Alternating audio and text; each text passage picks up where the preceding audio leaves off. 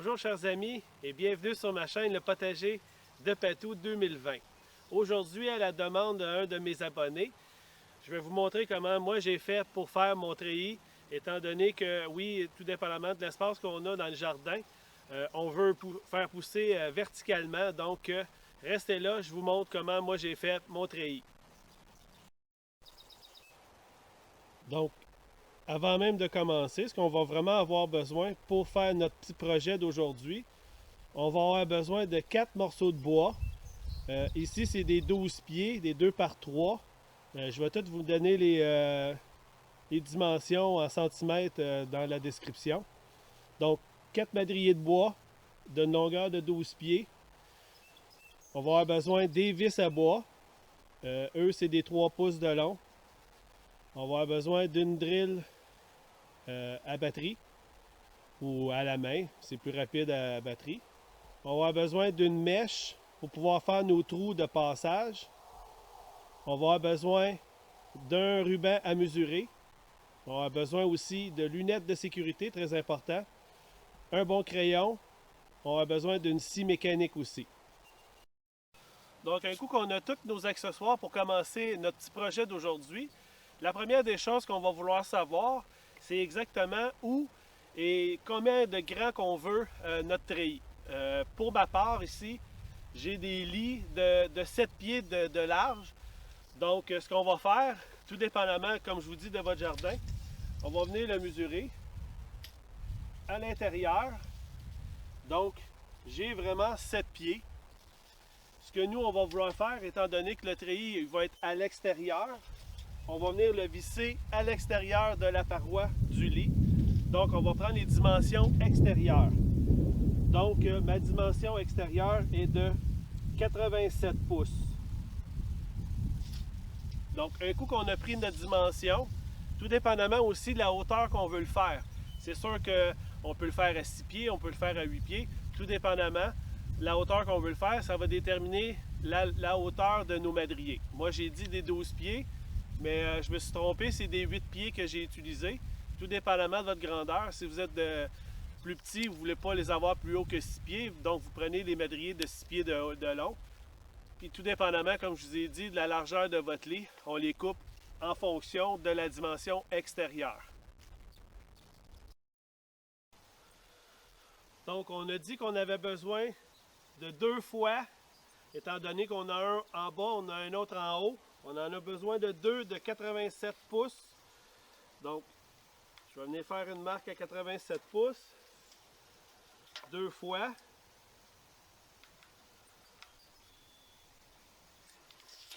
Maintenant que c'est fait, on va aller les couper et je reviens.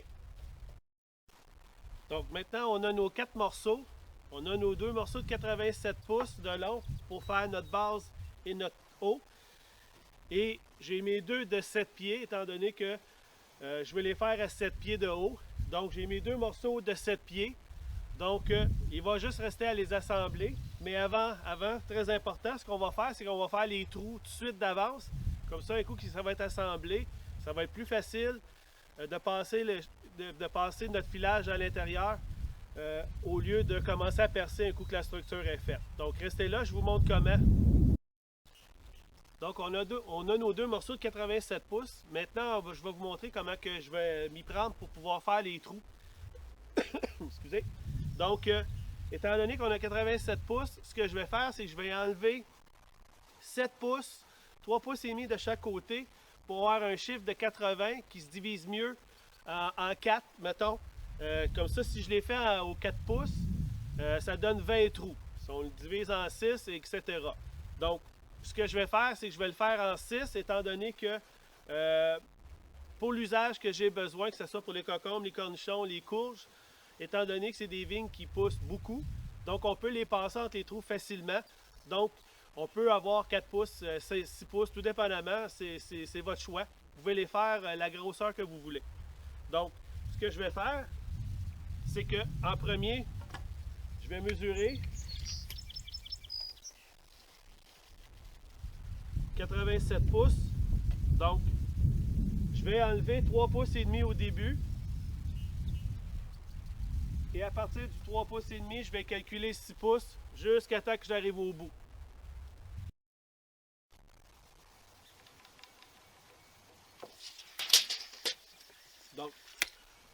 Un coup que nos lignes sont faites, ce qu'on va faire, c'est on s'assure que les deux bouts sont vraiment égales.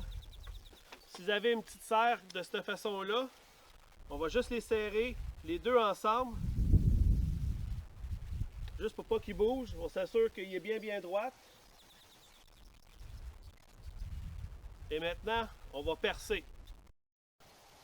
Donc, aujourd'hui, pour le type de filage que je vais utiliser, de corde, j'utilise une mèche de 3/8. On peut utiliser plus gros, on peut utiliser plus petit, c'est tout dépendamment aussi de la grosseur de corde que vous allez utiliser. Moi, j'aime bien le 3/8 parce que ça donne quand même un bon trou. C'est plus facile de passer la corde. Quand il est trop petit, la corde, on a un petit peu plus de difficulté à passer le fil dedans. Tandis que 3/8, c'est quand même relativement gros, donc c'est plus facile. Donc c'est très simple. On suit nos lignes. C'est sûr qu'on peut le faire avec une autre ligne dans le centre pour vraiment s'assurer qu'on est en plein centre. Mais étant donné que c'est un treillis, je pense que les plantes ils vont pas voir la différence si c'est vraiment centré ou pas. Donc on va suivre les lignes, je fais les trous, puis je vous montre après.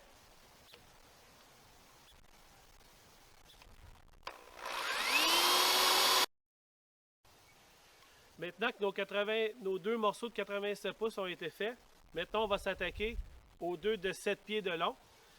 Ce qu'il ne faut pas oublier, étant donné qu'on le met dans le lit, il y a une certaine hauteur, tout dépendamment. Si vous avez utilisé du 2x6, du 2x4, du 2x8, tout dépendamment, il ne faut pas oublier de calculer la hauteur que ça a.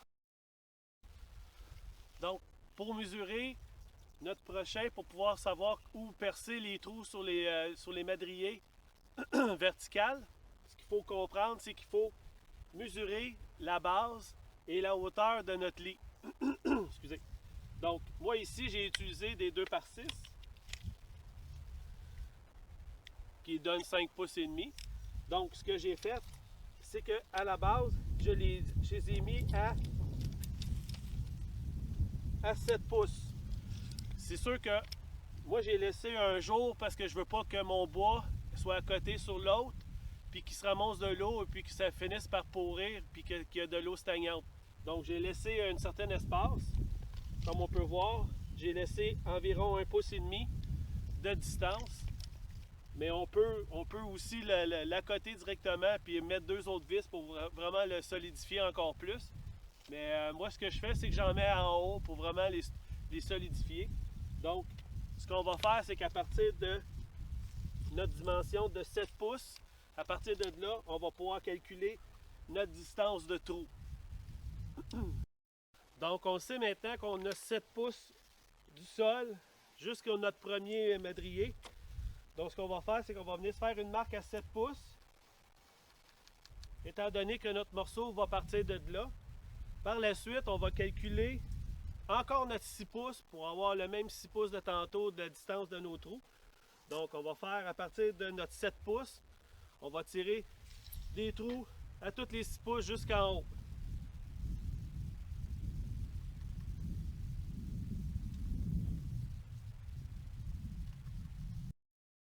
On va venir le serrer, la même chose que tantôt. Comme ça, on va pouvoir les percer les deux en même temps.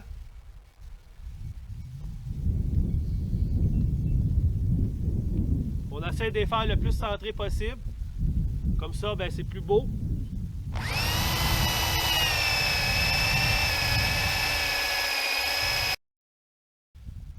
Donc, un coup que tous nos morceaux sont percés, qui sont coupés, il reste juste à les assembler. Donc, je vais commencer avec le haut. Par la suite, je vais vous montrer comment je vais faire pour le bas. Donc, ce qu'on peut faire aussi pour s'assurer que le bois ne fende pas, on peut pré-percer aussi avec une petite mèche. Je ne l'ai pas fait, c'est pas plus grave que ça. Ça fonctionne quand même. Donc, j'ai placé 2 vis à bois, des 3 pouces de long. Donc, je vais juste les assembler ensemble. Comme je vous dis, on essaie de le mettre le plus égal possible. Et puis, on les visse ensemble.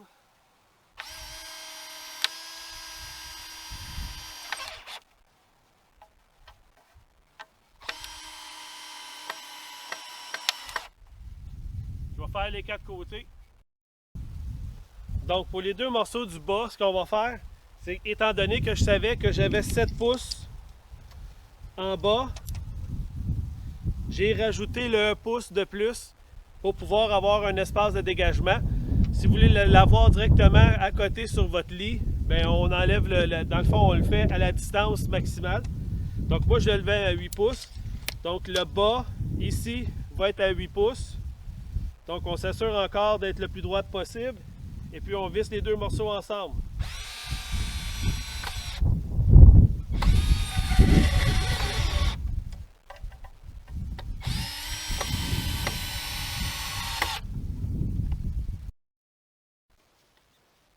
Donc notre structure est faite. On a fait les trous, on a tout fait.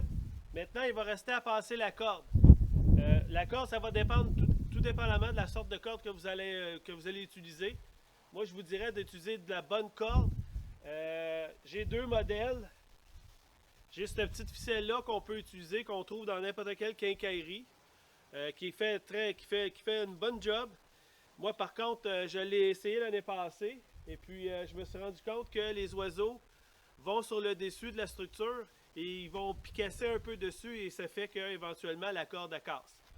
Je vais vous montrer une photo, vous allez voir que vous allez comprendre tout de suite. Cette année, ce que j'ai voulu faire, c'est que j'ai voulu prendre de la bêle à foin, la corde à bêle à foin. Donc oui, elle est un petit peu plus grosse, mais un coup qu'on va étirer, la corde n'est pas bien grosse. Je vais vous montrer quel genre de corde que j'utilise. Donc, on commence avec ça, on part. Donc pour notre corde, ce qu'on fait, un petit truc aussi, c'est que si vous avez un petit briquet ou n'importe quelle source de feu, on brûle le bout pour qu'il puisse devenir plus dur, étant donné que c'est de la corde qui s'effiloche. Donc on fait juste brûler le bout pour que le bout devienne dur, comme ça c'est plus simple. Donc, on va commencer par en haut, on peut commencer par en bas, moi j'aime bien commencer par en haut. Donc on part vers l'extérieur, et puis on rentre par l'intérieur.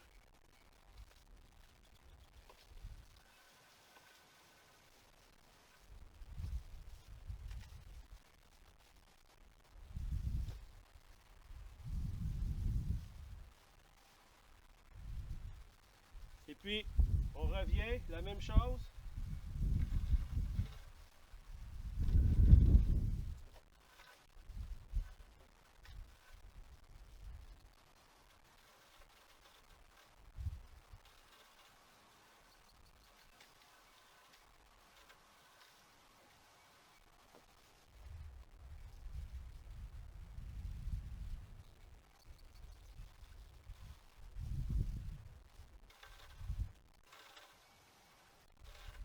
Et voilà, on continue comme ça, on descend jusqu'en bas.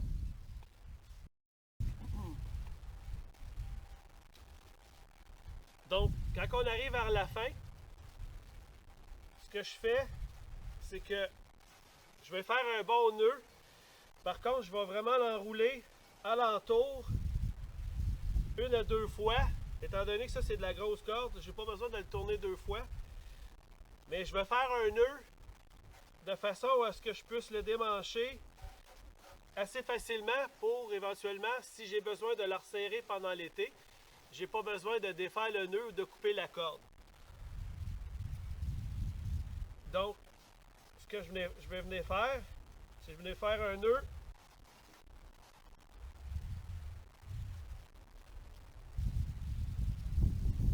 en boucle.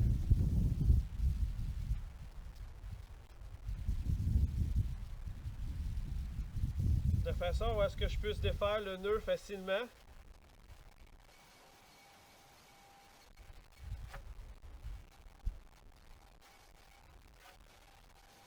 Et voilà.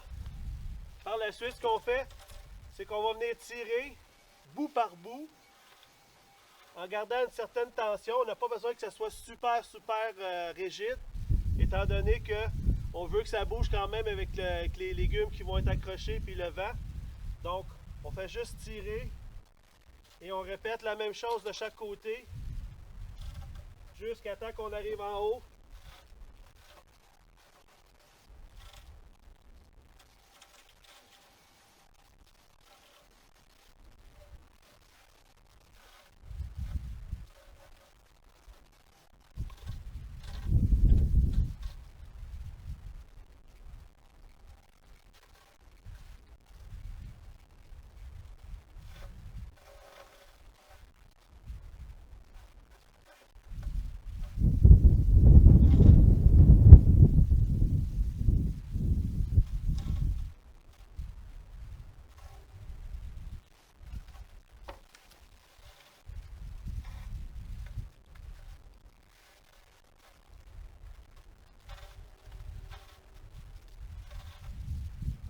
au besoin, on a besoin de le refaire une deuxième fois, on peut le refaire. La même chose ici, on prend un bon cutter. On se laisse quand même un bon bout de corde.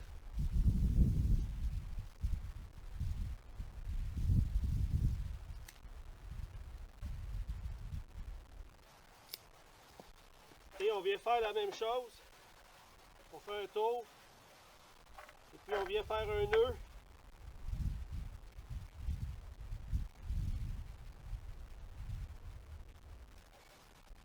Et voilà. Donc, maintenant on va faire l'autre rangée. Ce qu'on fait, c'est qu'on part d'en haut ou on peut partir d'en bas. C'est la même chose. Ce qu'on va faire, c'est que on va passer la corde extérieure de la corde, comme vous pouvez voir. On va la rentrer à l'intérieur, extérieur, intérieur, extérieur, jusqu'en bas. On continue de même jusqu'en bas. Et puis, on le rentre dans le trou. Maintenant, pour revenir, étant donné que le dernier est à l'extérieur, donc à l'intérieur, on va partir à l'extérieur. Donc on va faire le sens contraire. Donc ici, on l'a de cette façon-là. Ici, on va le faire par-dessus. On va faire la même chose. En dessous, par-dessus, en dessous, par-dessus. Et ainsi de suite.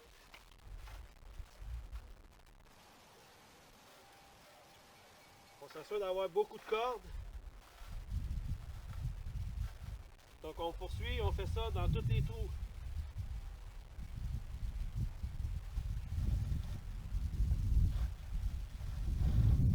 Donc même chose. On arrive en haut. Étant donné qu'on est en dessous, on va le passer par-dessus. Par-dessus, en dessous, par-dessus, en dessous, etc.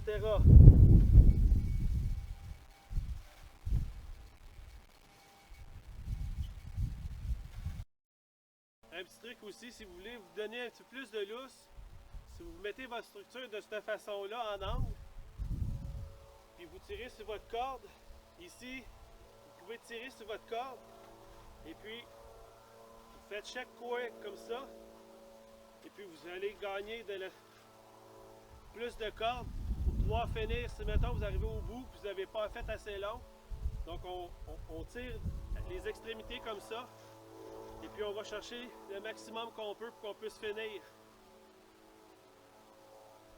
Puis quand on est en angle de cette façon-là, ce qui est facile aussi, c'est qu'on se met à l'extrémité de cette façon-là. Et puis, même si on est juste, mettons, à la moitié, on peut le faire, puis un coup qu'on va tirer dessus, tout va pouvoir s'aligner de la bonne façon. Donc,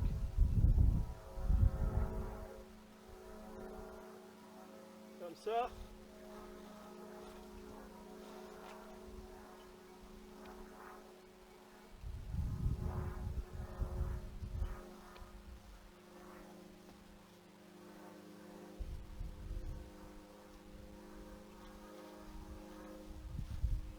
Je ne vais pas en avoir assez, donc je viens tirer un petit peu de corde.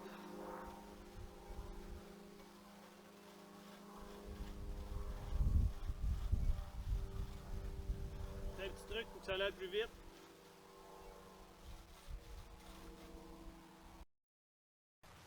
Pour serrer le tout, on fait la même chose qu'on faisait tantôt.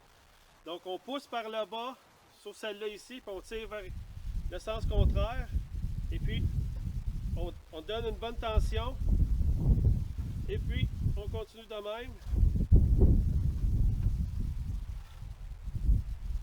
Pour garder une bonne tension, on s'assure au début.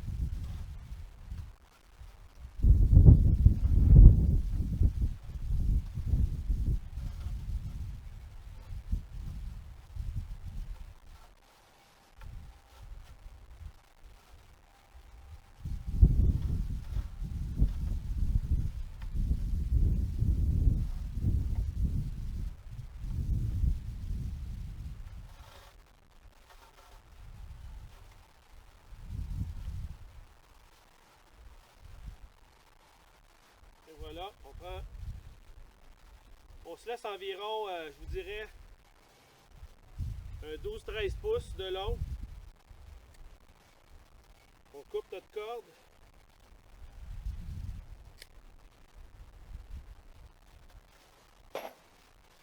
Et on l'enroule. Et puis on vient faire un nœud.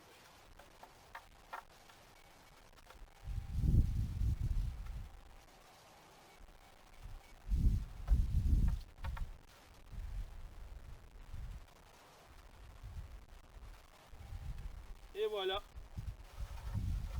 C'est complété. Par la suite, ce qu'il va rester à faire, c'est qu'on va rajouter des petits angles.